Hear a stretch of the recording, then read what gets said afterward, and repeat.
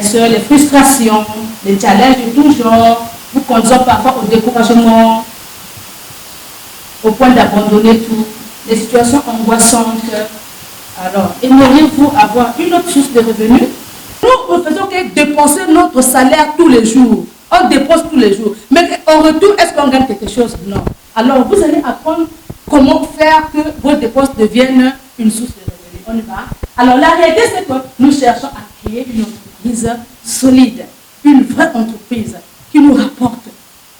Une entreprise qui ne nous tue pas, qui ne nous avale pas, mais qui nous rapporte. On y va? Alors, la réalité, c'est quoi? C'est nous voulons avoir un complément de revenus en gagnant plus d'argent. C'est ça. On y va? Alors, c'est quoi encore? Nous voulons avoir un nouveau style de vie qui allie santé et argent. Yes or yes? Yes. Donald Trump. Qui connaît Donald Trump? C'est qui?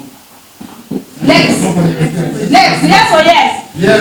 Les États-Unis. Ils ont même écrit un livre ensemble. Alors, c'est lui le conseiller financier. Robert Kiyosaki, c'est un écrivain, il écrit des best-sellers, c'est-à-dire des livres qui sont vendus en quantité. Alors, il a écrit tellement de livres, père riche, père pauvre. Côté gauche, employé. Vous avez vu quand on a mis employeur, on a mis là-bas stress. Yes or yes? Yes. On a mis stress, on a mis sécurité. Pourquoi? Parce que les employés aiment la sécurité. Et pas plus la sécurité sociale. Sécurité sociale. La pension, la retraite. Quand tu vas, hey, moi je vais avoir la retraite, oh. Sac de foufou quelque part, tu dois payer, et ainsi de suite. Vous comprenez que le salaire, on ne peut pas compter sur les salaires. Voilà pourquoi Robert Kiyosaki dit que si tu comptes sur les salaires, tu ne seras jamais riche. Tu seras toujours l'esclave de quelqu'un. Yes or yes? Yes. Ok. Et deuxième façon de gagner de l'argent dans la vie, c'est être un indépendant. C'est le self-employer en anglais. Alors c'est quoi? Celui-là qui refuse d'être sous la pression d'un chef. Il dit que non, je ne veux pas travailler pour quelqu'un, je veux travailler pour mon propre compte. Ils s'auto-emploient, ils sont leurs propres employeurs. Mais encore là, Robert Kiyosaki dit que c'est dangereux. Pourquoi? Parce que tout repose sur eux. S'il est absent, tout s'arrête. Et s'il est là, il peut travailler. S'il a la diarrhée, l'activité aussi a la diarrhée. Tout s'arrête. Robert Kiyosaki s'appelle qui? Les prisonniers sont les nôtres.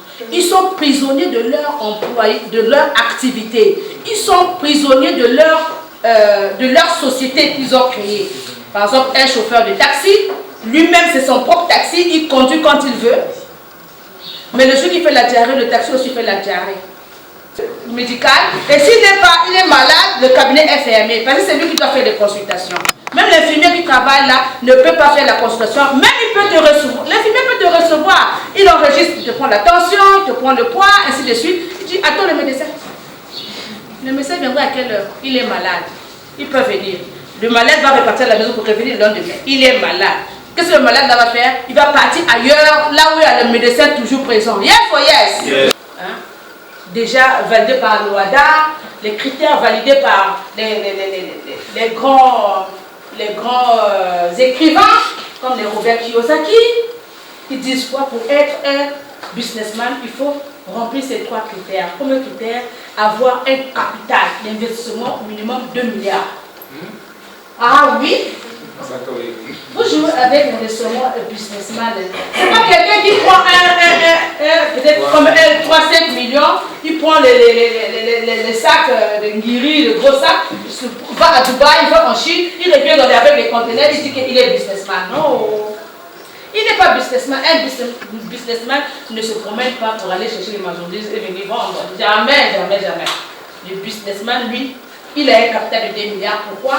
Parce qu'il va mettre en place un système. Il va mettre en place un système, c'est-à-dire il va employer minimum 500 personnes. Si dans ton entreprise, tu n'as pas 500 personnes, tu n'es pas businessman. On dit minimum 500 personnes. Donc vous-même, regardez déjà les businessmen au Congo ici là. Ceux qui se disent businessman, ils ont quel capital? Ils ne peuvent pas vous dire rien des capitaux, ils ne peuvent pas dire. Mais ils ont combien d'employés? Ils ont combien d'employés dans leur système? Donc, tu envoies 500 personnes et tu mets en place un système standard. Répétez avec moi, système! Système! Je n'entends pas. Système! C'est comme par exemple, le système, c'est comme par exemple, Western Union, c'est un système. Qui connaît le propriétaire de Western Union? Je ne connais pas. Mais qui pourcentage? Il forme ton équipe, il s'en va. Il ne te demande pas l'argent, mais il t'a formé. Il a formé ton personnel gratuitement. Après, il vous dit quoi? Bien, sur chaque transaction que vous allez faire, j'ai 1%. C'est ça le système. Il a mis en place un système, il gagne. Loin, il est déjà mort peut-être, mais il continue à gagner, même dans la tombe, il gagne. Il a pérennisé sa richesse. Les enfants, les arrière-petits-enfants vont bénéficier de ça. Exactement, c'est ce que nous allons vous apprendre aujourd'hui avec le système Knowledge. Yes or yes? Yes. Et là, je serai là s'il y a un apéritif. Est-ce qu'on va partager des choses? Est-ce qu'il y aura des produits gratuits à l'entrée? Est-ce qu'on va nous donner quelque chose à boire? Tu viens apprendre des bonnes choses qui vont changer la donne chez toi, dans ta vie, dans ta famille. Tu veux qu'on te donne encore quelque chose en retour? Yes or yes? Yes. Écoutons ça. En 1818, il perd sa mère. En 1828, il perd sa sœur. En 1838, il lance son premier business et il fait faillite. En 1832, il se présente aux élections législatives. Il perd. En 1833, il emprunte de nouveau de l'argent pour créer un business qu'il lance et qui fait faillite encore. En 1835, il rencontre une femme merveilleuse, il tombe amoureux d'elle, il se fiance et elle meurt. En 1836, il rentre dans une période sombre de sa vie, il rentre dans une dépression profonde. Et il reste alité pendant 6 mois consécutifs. Mais il se relève. Il se relève et cette même année, 1836, il se représente aux élections législatives. Et il perd de nouveau. En 1840, il se présente pour être électeur. Il perd. Et en 1842, il rencontre la femme avec qui il va finir sa vie, sa femme, il tombe amoureux, il se fiance, il se marie, et elle lui donne 4 enfants. Et il en perd 3. En 1843, il se présente au Congrès et il perd.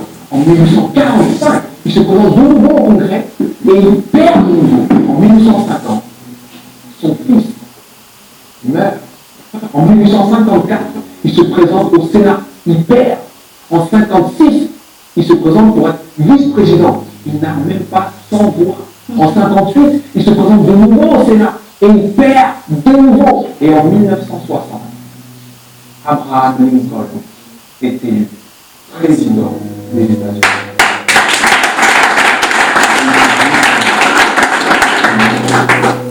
Qui font de lui l'un des présidents les plus respectés et les plus impactants de l'histoire des États-Unis.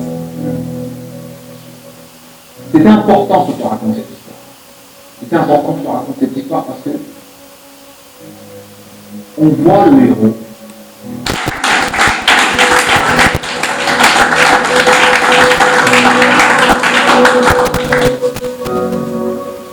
Ce témoignage-là me fait toujours, me donne à ces épreuves, petites ou grandes, mais par rapport à notre potentiel. Yes or yes? Yes. La détermination atteint toujours l'objectif final. Voilà pourquoi au départ je vous ai parlé du rêve, des visions et des aspirations. Il faut toujours avoir à l'esprit cela. Là où vous allez toujours avoir à l'esprit cela, parce que si vous perdez le fil d'idée là, vous allez vous arrêter. Mais Abraham Lincoln n'a pas perdu sa vision, son rêve. Il a dit, je dois toujours, je dois et je dois et je dois. Mais au lieu de devenir vice-président, il était le président de la République. Il était le meilleur président des États-Unis. Yes or yes? C'est ce que nous devons faire. Peu importe à quel point le passé est difficile, nous pouvons toujours recommencer.